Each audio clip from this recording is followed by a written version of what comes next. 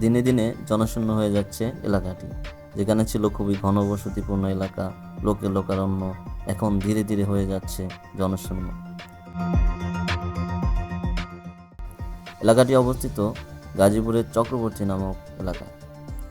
এখানে ছিল বেক্সিমকো নামক গার্মেন্টস প্রতিষ্ঠান, যেটির মালিক সালমান এফ রহমান। তিনি শেখ হাসিনার অর্থ বিষয়ক উপদেষ্টা ছিলেন। সম্প্রতি তিনি গ্রেপ্তার হলে কারখানা পরিচালনায় ব্যর্থ হয় এবং এক পর্যায়ে ফ্যাক্টরিটি বন্ধ হয়ে যায়। কারখানা খুলে দেওয়ার দাবিতে শ্রমিকরা দফায় দফায় আন্দোলন করেও কোনো লাভ হয়নি। তাই তারা উপায়ন্তর না দেখে পাড়ি জমাচ্ছেন নিজ নিজ গ্রামের বাড়ি।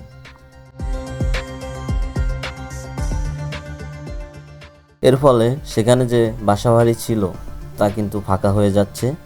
এতে করে এলাকার বাড়িওয়ালা ও ব্যবসায়ীরা একটা কঠিন পরিস্থিতির মধ্য দিয়ে যাচ্ছে এবং সেখানে যে বাড়িওয়ালারা ছিলেন বেশিরভাগই বাড়ি কিন্তু ব্যাংক থেকে লোন নিয়ে করা হয়েছিল। এখন তারা সেই লোনের কিস্তি দিতে না পেরে হিমশিম খাচ্ছে।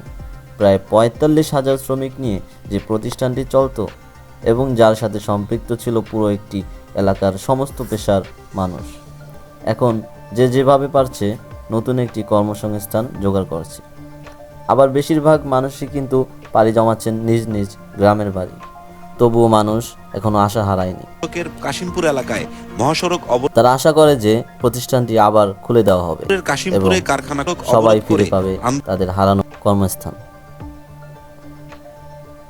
কর্মস্থান হারানো সকল শ্রমজীবী মানুষের জন্য দোয়া রেখে আজকের মতো বিদায় নিচ্ছি। দেখা হবে পরবর্তী আপডেট নিয়ে। সবাই ভালো থাকবেন, সুস্থ থাকবেন।